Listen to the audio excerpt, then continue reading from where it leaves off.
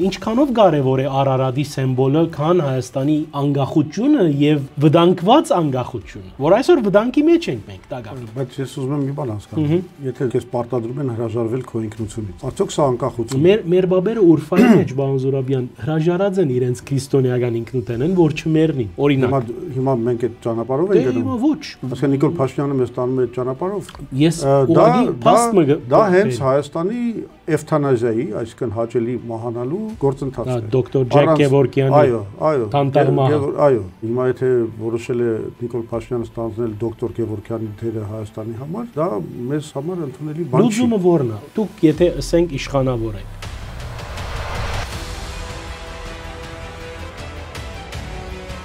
Յուրաքանչյուր գոմ, որ խաղաղության խոսույթով գուզե վարել երկիրը եւ անշուշտ պահպանել իր իշխանությունը, ինչ կրնա թնել Ադրբեջանի առջեւ։ Օրինակ, եթե դու գլայիք իշխանության մեջ եւ այս խայդարակ բարդուտենեն յետք, երբ Ադրբեջանի հետ ոչ թե խաղաղություն կբարդատրենք, այլ խաղաղություն չագերտով գմուրանք, ինչ կրնա է գնել։ Այսինքն Արարատը թնել չնելու հարցը եւ Հայաստանի pedagogian ամրացման խնդիրը իրարքով ով ավելի շատ կգշրե։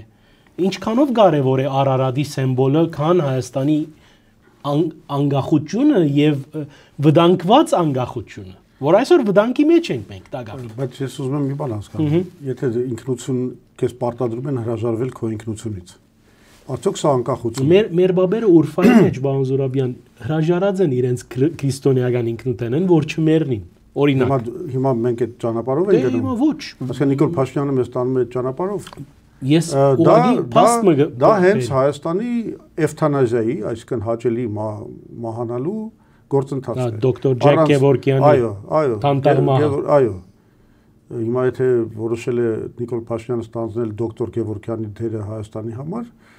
դա մեզ համար ընդունելի բան չի։ Լուծումը որն է։ Դուք եթե ասենք իշխանավոր եք եւ լուծումը հետեւյալն է։ Նախ մենք պետք է հասկանանք, որ Ադրբեջանի հետ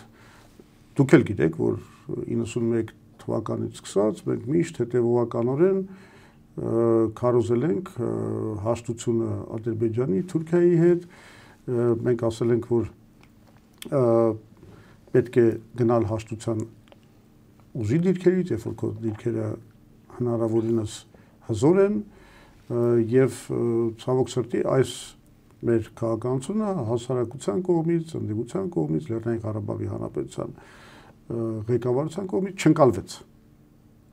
Չուզեց մեր հասարակությունը, չեմ չուզեց։ Կամ չհավատաց, չեմ գիտեր, որ մեկն է։ Մենք շարունակում ենք մնալ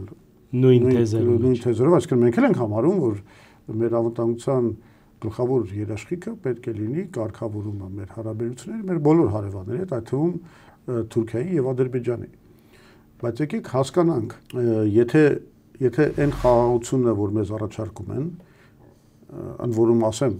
մինչև հիմա չունենք Ադրբեջանի ստորագրությունը խաղաղության պայմանագրի տակ, ինչը նշանակում է, որ ինչքան էլ խոսում են խաղաղության մասին,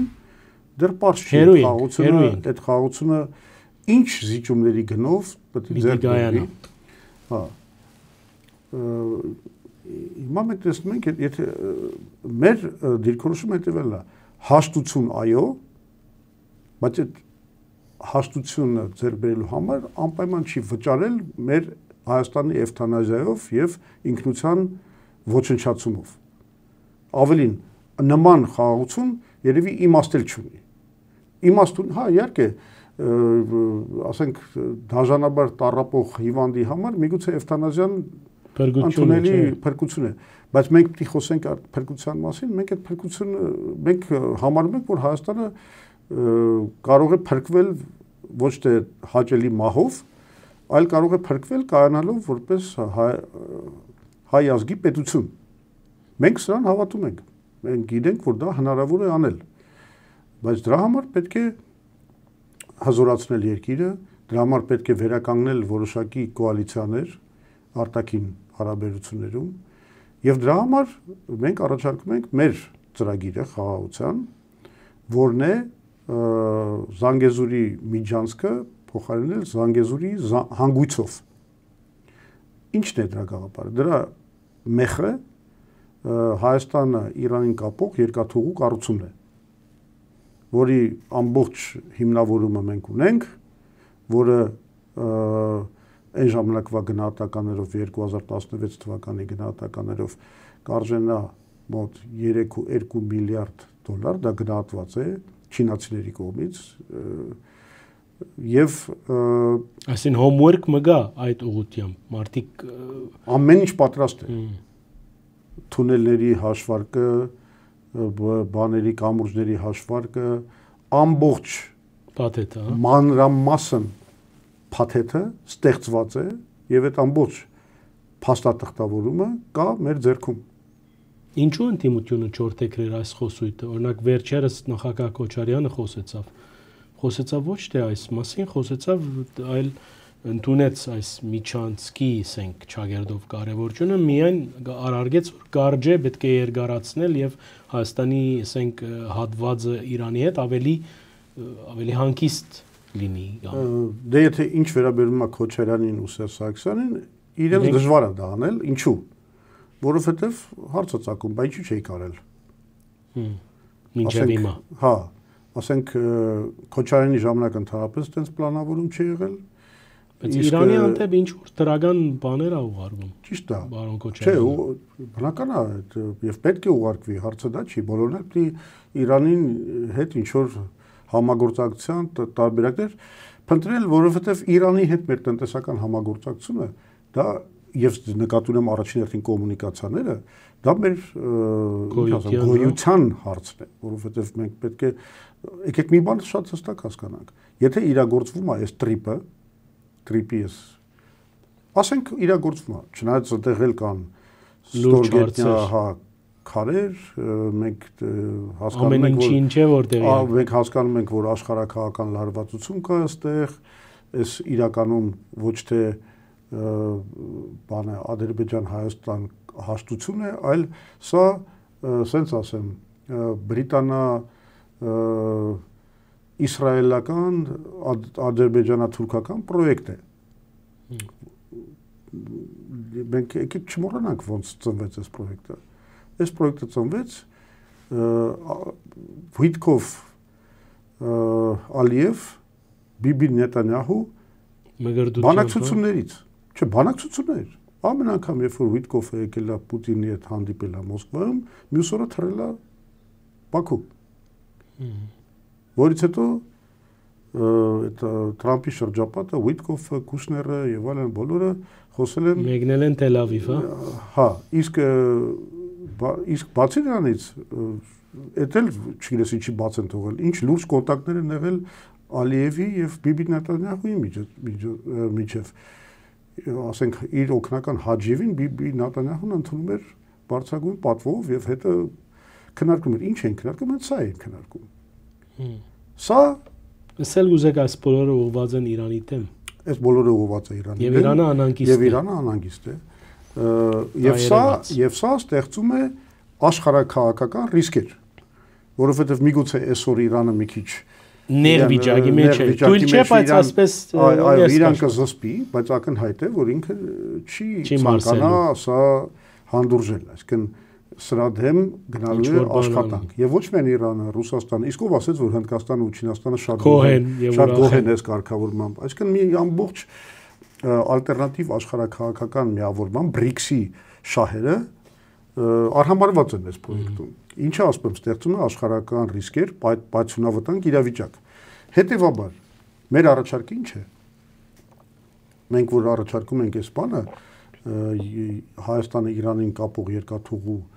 կառուցումը որը ասեցի 3.2 միլիարդ դոլար է գնահատված ասում եմ թող լինի 4-5 հիմա նոր հաշվարկներով դա գումար է որը Հայաստանը անգամ ինքը կարող է կառուցել իր ասենք պարկ վերցնելու շնորհիվ եւ դες ասեմ միջև հիմա Հայաստանը երբ որ պարկ կա վերցրել պարզ չի եղել թե ինչի վրա է ծախսել դա այսինքն ինքը իրականում ծախսել է թոշակները փակելու բյուջեի ծակերը փակելու վրա մինչդեռ բոլոր տնտեսագետներին կամ ընդհանրապես ուղղակի ռացիոնալ մտածող մարդկանց համար հասկանալի է որ եթե դու պարկ ես վերցնում դու այդ պարկով ոչ թե պետք է քո օրվա հոգսը տանես այլ դու պետք է այդ պարկը օգտագործես ինչ որ տնտեսական զարգացման գործիք ստեղծելու համար Մենք դες բան չենք արել։ Նիկոլ Փաշինյանի օրոք արդեն 8.5 միլիարդ դոլարի պարտք է ավելացել եւ արդյունքում մենք որևէ գործիք, որը թույլ կտար մեզ հետագայում այդ պարտքի սպասարկումը կատարել կամ այդ պարտքը հետ վերադարձնել, մենք չենք ստեղծել։ Սա ճանապարհը դեպի ինչ ասեմ, պարտքային փոս, որից շատ դժվար է դուրս գալ։ Մեր առաջարկը այնա, որ եթե ես չեմ ասում, որ անպայման մենք մեր գումարներով կառուցենք, ես ասում եմ, որ դա մենք կարող ենք անել անգամ մեր գումարներով, պարտ վերցնել, կառուցել այդ տնտեսական զարգացման գործիքը, բայց ես կարծում եմ, որ ստե մենք կարող ենք ստեղծել միջազգային կոնսորցիում BRICS-ի երկրների մասնակցությամբ, ինչու՞ չէ, եթե պետք է շահագրգռել նաև Թուրքիային, Ադրբեջանին, Միացյալ Նահանգներին, որ այդ կոնսորցիումի աշխատանքներին միանան, որպեսզի մենք կարողանանք այդ միակողմանի Ադրբեջանի սպասարկման այդ երկաթուղից անցում կատարենք դեպի մի հանգույց, որը եւ Ադրբեջանի շահերն է սպասարկում եւ Հայաստանի շահերն է սպասարկում։ Հիմա նայեք, հիմա ասենք, այս սաղ ռիսկերը մի կողմ դնենք, ասենք հաջողվեց տրիպը, կառուցեցին այդ երկաթուղիները, բացվեցին բոլոր ճանապարհները եւ այլն։ Հա լավ, ված չի։ Բայց եկեք ասենք, անգամ այդ կառուցված խաղաղության մեջ ինչ ռիսկեր կան, բացի նրանից ինչ որ այդ էվտանազիայի մասին որ խոսեցի։ Ինչ ռիսկեր կան։ Այդտեղ շատ կարևոր ռիսկը հետևելն է։ Մենք դառնում ենք Ադրբեջանից եւ Թուրքիայից ահավոր կախվածության մեջ գտնվող երկիր։ Որովհետեւ մեր բոլոր կարևոր ճանապարհները, մեր երկաթուղին դեպի Ռուսաստան, մեր երկաթուղին դեպի Չինաստան, մեր երկաթուղին դեպի Իրան, մեր հասանելիությունը Պարսից ծոցի կամ Հնդկական օվկիանոսի նավահանգիստներ, մեր հասանելիությունը միջերկրական նավահանգիստներ, այդ բոլոր հարցերում մենք կախված ենք լինելու Ադրբեջանի եւ Թուրքիայի բարի կամքից։ Սա երկու հետևանք է ունենալու։ Տնտեսական, որովհետեւ այդ երբ որ դու կախվածության մեջ ես, քեզ կարող են տրանզիտային բարձր գներ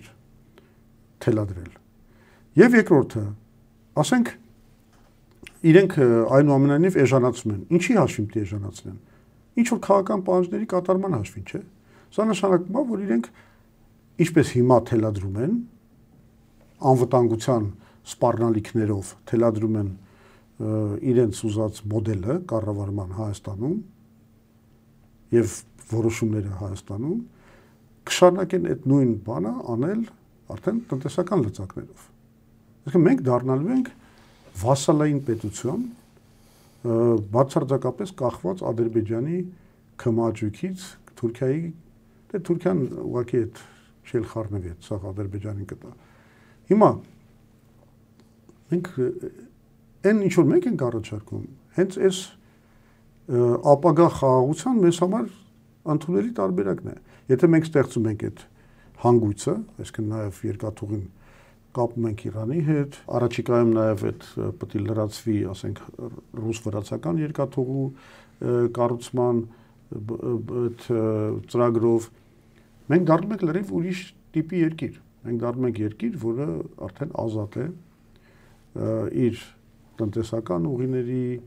իր քաղաքականության մշակման հարցում եւ մենք արդեն այդ դրա շնորհիվ կկարողանանք պահպանել մեր անկախությունը, ինքնությունը եւ շատ կարեւոր է ժողովրդավարությունը, որովհետեւ այն ինչ որ այսօր մեզ թելադրում է Ադրբեջանը, դա առաջին հերթին ուղղված է մեր ժողովրդավարության ոչնչացմանը։ Իրանք իրենց մոդելը այսօր պարտադրում են մեզ եւ Նիկոլ Փաշինյանը անում է դա խախտելով բոլոր օրենքները, սահմանությունը, օրենքները, տերոր հայտարարելով ընտրված համայնքապետերի նկատմամբ, ուղղակի բռնաբարելով սահմանադրությունը, երբ որ ինչ կապված է, ասենք, հայ-առաքելական եկեղեցու հետ հարաբերությունները, հասկանում եք, սա ինչ է, հանդուրժելի բան է։ Հենց այնպես որ մենք առաջարկում ենք մեր խաղաղության ծրագիրը, որը պահպանելու է Հայաստանի անկախությունը եւ ժողովրդավարությունը։